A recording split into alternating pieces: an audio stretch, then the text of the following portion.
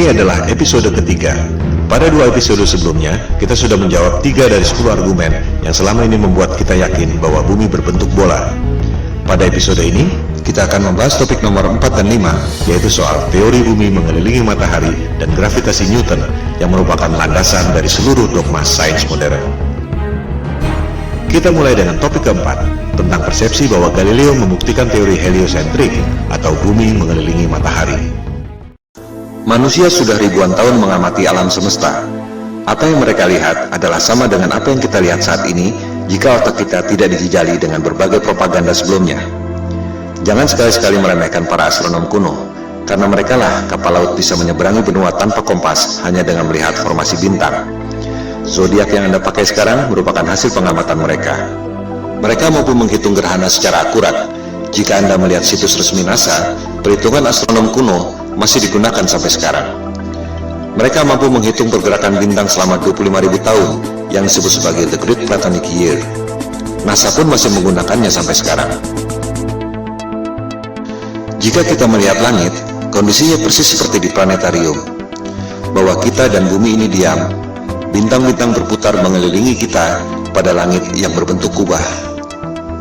Semua bintang berputar, kecuali satu yang posisinya tak pernah berubah, yakni bintang utara atau North Star. Para astronom kuno memandang bahwa bintang utara terletak pada titik puncak yang merupakan poros kubah. Itu sebabnya bintang utara posisinya tetap, dan bintang-bintang lain posisinya berputar. Kondisi bumi datar dengan langit berbentuk kubah merupakan kosmologi yang umum pada agama-agama besar di dunia.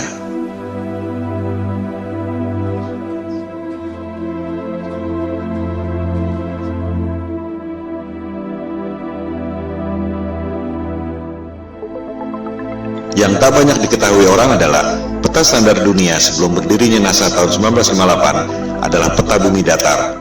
Silakan Anda buka situs Boston Public Library. Anda akan menemukan peta seperti ini.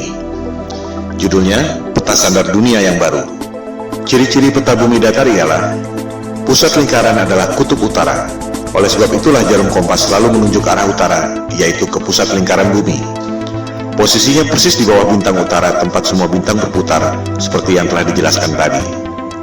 Pulau-pulau dan benua-benua tersebar mengelilingi pusat lingkaran, yakni kutub utara. Sehingga, jika kita terbang dari barat ke timur, akan kembali ke tempat semula di barat, sesuai arah jarum kompas yang selalu menunjuk ke arah utara, yakni pusat lingkaran bumi. Bagian terluar adalah Antartika, tembok es yang mengelilingi bumi. Jika peta itu di zoom, tulisannya adalah lingkaran Antartika. Tak ada kutub selatan pada peta bumi datar. Antartika bukan benua, melainkan tembok es yang mengelilingi bumi. Boston Public Library itu masih menyimpan arsip peta-peta bumi datar yang merupakan peta standar dunia sebelum NASA didirikan tahun 1958. Antartika bukan benua. Jika di zoom, tulisannya Impassable Ice atau tembok es yang tak dapat dilewati.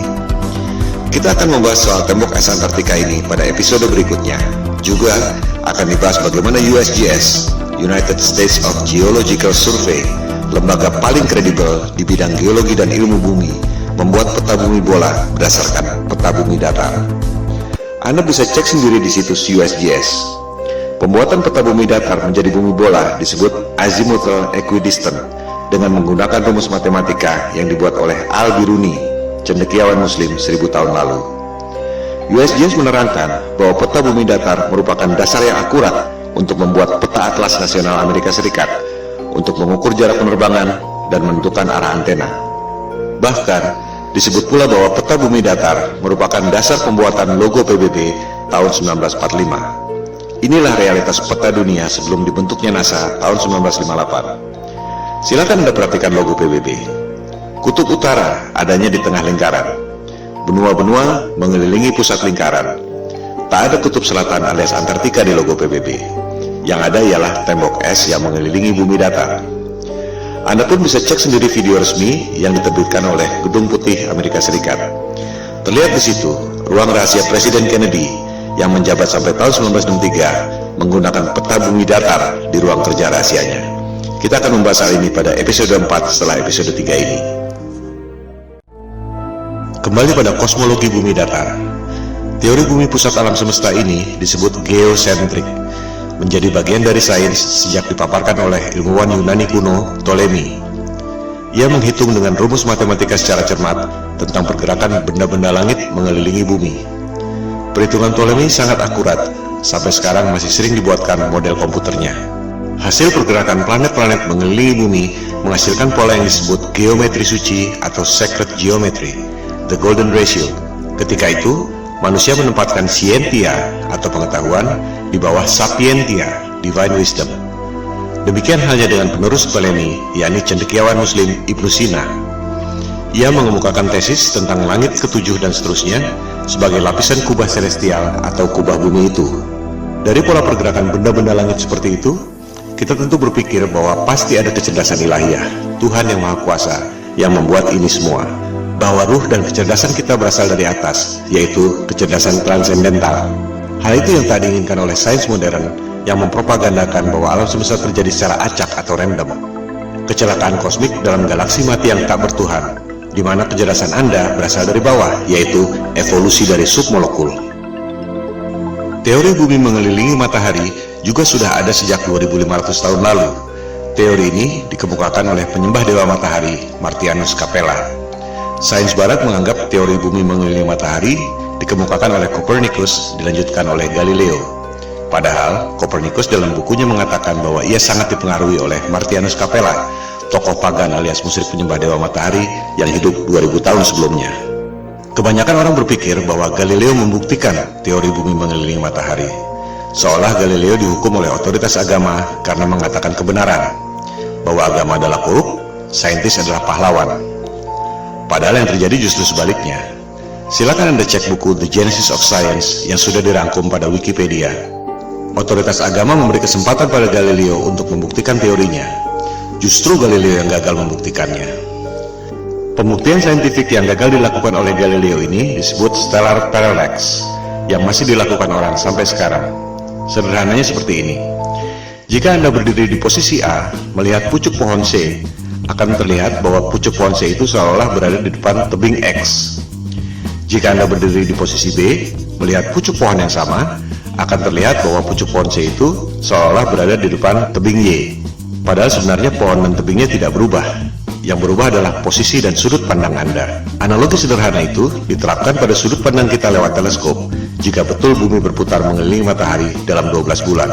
Ketika bumi berada di posisi A, katakan pada bulan Januari, kita melalui teleskop akan melihat bintang C, posisinya ada di depan rasi bintang X.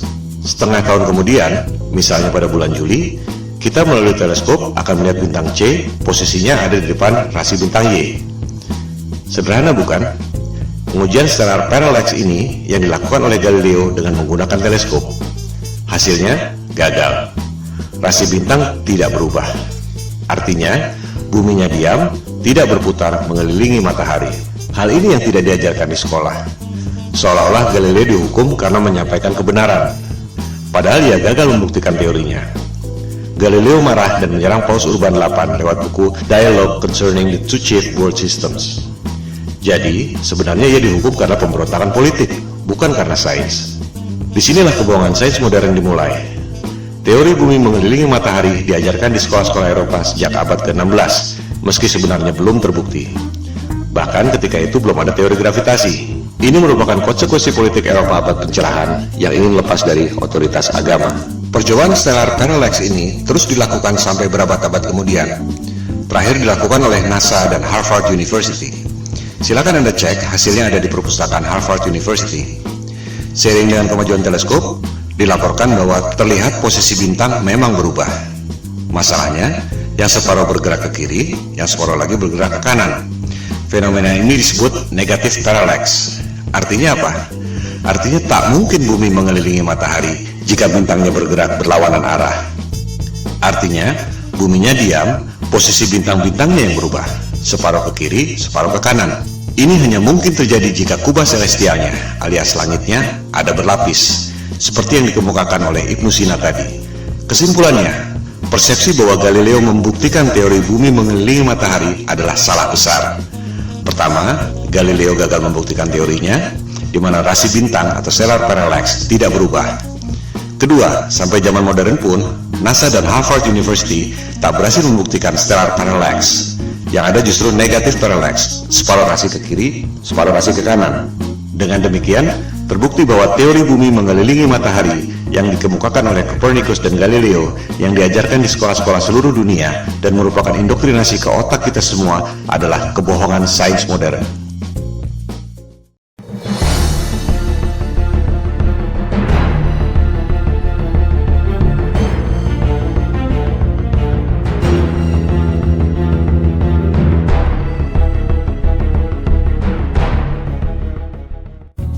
Teori gravitasi adalah fondasi utama yang merasionalkan teori bumi bola mengelilingi matahari. Kita tidak jatuh meski posisi kepala kita di bawah dan kaki kita di atas karena gravitasi. Kita tidak terlempar meski bumi berputar mengelilingi matahari karena ada gravitasi. Tapi, bisakah Anda menjawab mengapa air laut bisa nempel seperti kena power glue sementara balon gas bisa terbang? Bisakah Anda menjawab apa yang membuat matahari punya gravitasi sehingga mampu menarik planet-planet mengelilinginya? Kalau Anda bisa menjawab, silakan ajukan ke Komite Nobel. Sebab Einstein pun sudah berusaha menjawabnya dengan teori relativitas dan ia tak dapat hadiah Nobel untuk itu. Kebanyakan orang tak menyadari bahwa gravitasi Newton dan juga relativitas Einstein adalah teori, bukan fakta. Mari kita buktikan. Newton mengemukakan teori gravitasi tahun 1678 untuk merasionalkan teori bumi mengelilingi matahari yang terakhir dikemukakan oleh Galileo tahun 1615. Ketika itu, orang baru tahu ada medan magnet bumi lewat buku yang ditulis oleh William Gilbert berjudul The Magnet. Yang dimaksud The Magnet di sini adalah medan magnet bumi yang membuat jarum kompas selalu menunjuk arah utara. Gilbert mengatakan bahwa bumi ini seperti medan magnet raksasa. Lewat legenda apel jatuh ke kepala Newton, ia berasumsi dan berteori bahwa benda jatuh karena gaya tarik bumi. Persis seperti medan magnet membuat jarum kompas menunjuk arah utara. Padahal, jika kita ganti jarum kompas dengan kayu, maka medan magnet bumi tak dapat menariknya. Dari situ, untuk mendukung teori bumi mengelilingi matahari, Newton berasumsi dan berteori bahwa planet-planet mengelilingi matahari karena gravitasi. Ia pun membuat rumus gravitasi yang terkenal itu. Rumusnya memang benar, menghitung massa dua buah benda, jarak, dan gayanya. Tapi itu tidak membuktikan bahwa bumi punya gaya tarik. Silakan Anda cek, Newton tak dapat membuktikan mengapa apel jatuh ke kepalanya secara vertikal, tapi bumi terkena gravitasi matahari, berputar keliling-keliling, tak ada habisnya. Sebuah fenomena bisa dijelaskan lewat penjelasan saintifik yang berbeda. Mari kita ambil beberapa contoh. 1. Fenomena elektron berputar mengelilingi inti atom. Apa penyebabnya? Newton akan menjawab gravitasi, persis seperti bumi mengelilingi matahari. Betul? Jelas salah. Niels Bohr, ilmuwan penemu kuantum leap dalam atom, mengatakan bahwa itu disebabkan oleh elektromagnetik, bukan gravitasi. Tak ada gravitasi pada atom. Rumus gravitasi Newton sama sekali tak bisa diterapkan untuk menghitung pergerakan atom. Di sini letak inti masalahnya. Ketika Newton hidup, ia tak tahu ada elektromagnetik. Oleh sebab itu ia berasumsi bahwa planet mengelilingi matahari karena gravitasi. Contoh kedua, fenomena matahari dan bulan berjalan pada porosnya. Apa penyebabnya? Newton akan menjawab gravitasi. Memang itu tujuan ia mengemukakan teori gravitasi. Nikola Tesla akan menjawab elektromagnetik. Persis seperti elektron berputar mengelilingi inti atom, suatu hal yang belum diketahui Newton selama hidupnya. Tesla dapat menciptakan semua temuan-temuan yang dahsyat itu yang telah dipaparkan pada episode sebelumnya karena menganggap bumi ini bukan planet yang mengelilingi matahari. Bumi adalah pusat alam semesta yang memiliki energi dahsyat, termasuk menggerakkan matahari, bulan, dan bintang-bintang pada kubah celestial. Ia pun mengatakan matahari dan bulan digerakkan secara wireless oleh medan elektromagnetik yang ada di ether.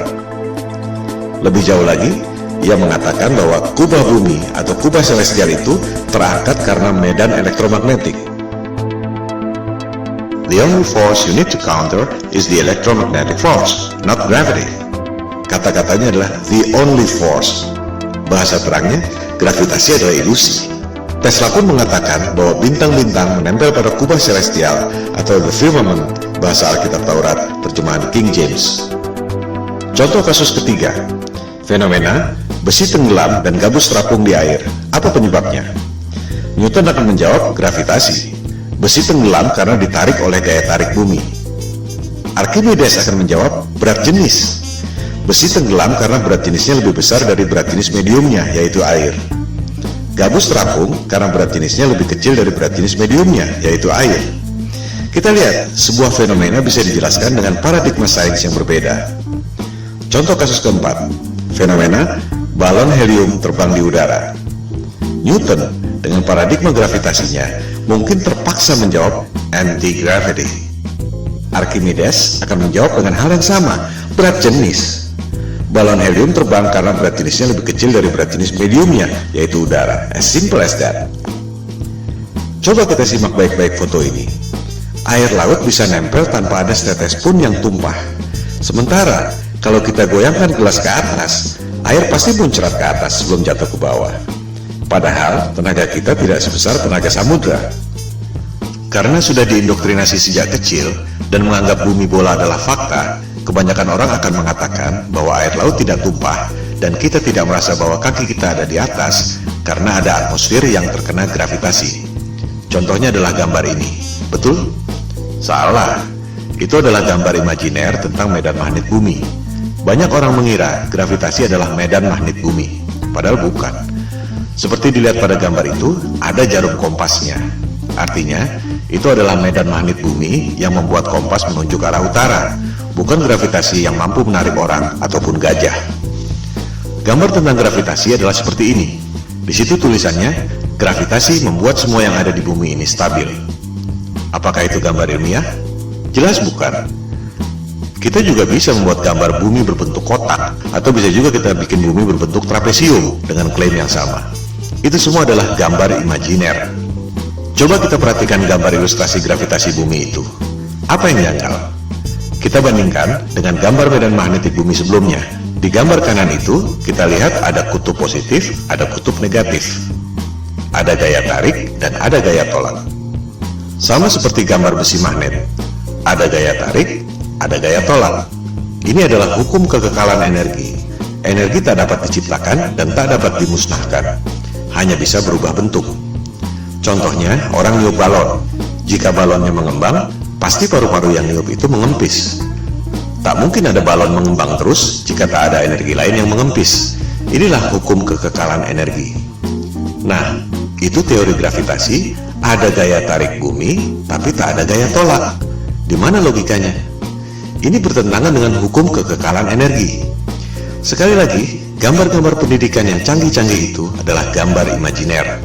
Tergantung asumsi orang yang membuatnya, bukan berarti bahwa itu fakta. Newton tak dapat menjelaskan mengapa bumi bisa punya gaya tarik.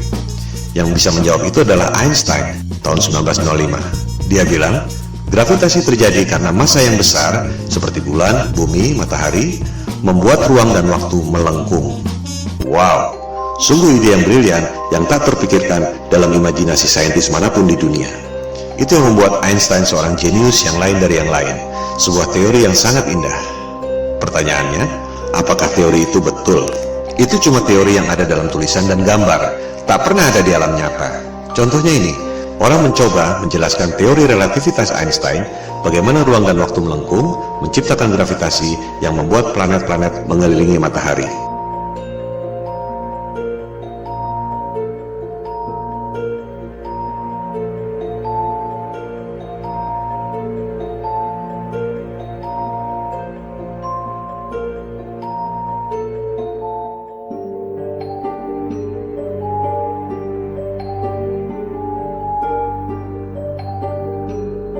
Kita lihat, tetap saja bola-bola yang kecil itu jatuh kan? Tak mungkin ada benda berputar-putar terus selama ribuan tahun. Ini semua adalah teori ilusi, dan orang sedunia terpesona dengan pertunjukan sulap itu. I hate to say this, but there's no such thing as the force of gravity. Well, I wish I didn't know that. Sorry, say that again, Marcus. There's no such thing as the force of gravity. Well, explain that. I can explain it with some maggots. That's why it took Einstein to realise, it took a genius to realise that there is no force, but all that's happening is the Earth is moving in a straight line, but of course a straight line, or the shortest distance between 2 points, in a kind of curved thing like this, is a circle. It's a circle. Sort of like using psychedelic drugs, say. Yeah. Gravitasi adalah ilusi, yang nyata adalah elektromagnetik dan berat jenis. Mari kita buktikan.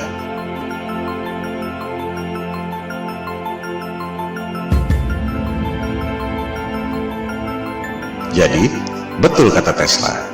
Satu-satunya gaya yang harus kita hadapi adalah elektromagnetik, bukan gravitasi. Elektromagnetik bisa kita buktikan lewat benda-benda nyata, bukan cuma gambar-gambar konsep imajiner seperti gravitasi. Huge alternating electric current.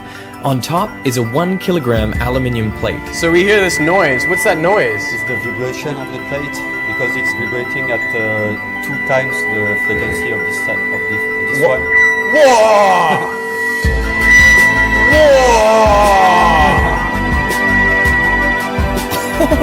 How does it do that? To find out, I've come to the place where it all started, the Royal Institution in London. Ini semua bermula dari abad pencerahan Eropa, di mana kelompok Freemason atau penyembah iblis yang kebanyakan adalah para intelektual, raja-raja, bangsawan, dan aristokrat ingin menggantikan peran agama dan ketuhanan untuk menguasai umat manusia di dunia. Mereka tidak melakukannya dengan tentara seperti Genghis Khan atau Alexander yang Agung. Kaum Freemason melakukannya lewat intelektual, propaganda, dan mind control. Bermula dari teori bumi mengelilingi matahari. Supaya kelihatan masuk akal, dibuatlah teori gravitasi. Padahal benda jatuh ke bumi karena berat jenis, dan benda bisa berputar-putar dalam orbit karena elektromagnetik. Untuk membuktikan bahwa gravitasi itu nyata, Einstein membuat teori relativitas. Ruang dan waktu melengkung dan membuat gravitasi. Padahal, kalau konsep itu dibuktikan lewat benda, terbukti bahwa benda-benda yang kecil-kecil itu pasti jatuh juga ke benda yang besar. Supaya kelihatan rasional, dibuatlah asumsi baru. Ada kekuatan maha dahsyat yang membuat benda itu berputar-putar, yaitu Big Bang. Apakah Big Bang itu fakta? Jelas bukan. Itu adalah teori. Bahkan di kalangan mereka sendiri pun, Einstein misalnya, tak percaya dengan Big Bang. Ia berpikir bahwa alam semesta ini steady state, tak ada awal, tak ada akhir. Big Bang dan gravitasi adalah Tuhan palsu sains modern. Semua pertanyaan yang tak terjawab dilemparkan pada dua hal itu. Media-media dan dunia pendidikan mempropagandakan teori Big Bang seolah fakta, lengkap dengan gambar-gambar canggih yang sebenarnya cuma imajiner. Berikut usia alam semesta 14 miliar tahun yang sebenarnya cuma perhitungan matematika berdasarkan asumsi. Oleh sebab itulah Tesla mengatakan, para saintis ini hanya menghitung matematika dari rumus ke rumus, dan akhirnya menciptakan struktur yang tak ada hubungannya dengan realitas. Model alam semesta berdasarkan asumsi matematika itu, jika asumsi dasarnya salah, maka semuanya runtuh. Gravitasi adalah ilusi, yang nyata ialah elektromagnetik dan berat jenis. Oleh sebab itulah, Goethe, intelektual terkenal dari Jerman, mengatakan bahwa gravitasi Newton itu adalah mistisisme sains. Newton menipu diri sendiri. Saya mengutuknya. Itu adalah kosmologi orang gila, kata Goethe. Dengan demikian, kita tutup argumen kelima yang membuat kita sebelumnya yakin bahwa bumi ini berbentuk bola. Gravitasi Newton adalah teori, ilusi, konsep imajiner berupa gambar-gambar yang tak pernah bisa dibuktikan lewat benda. Gravitasi dan juga Big Bang adalah Tuhan palsu yang merupakan fondasi utama kebohongan sains modern.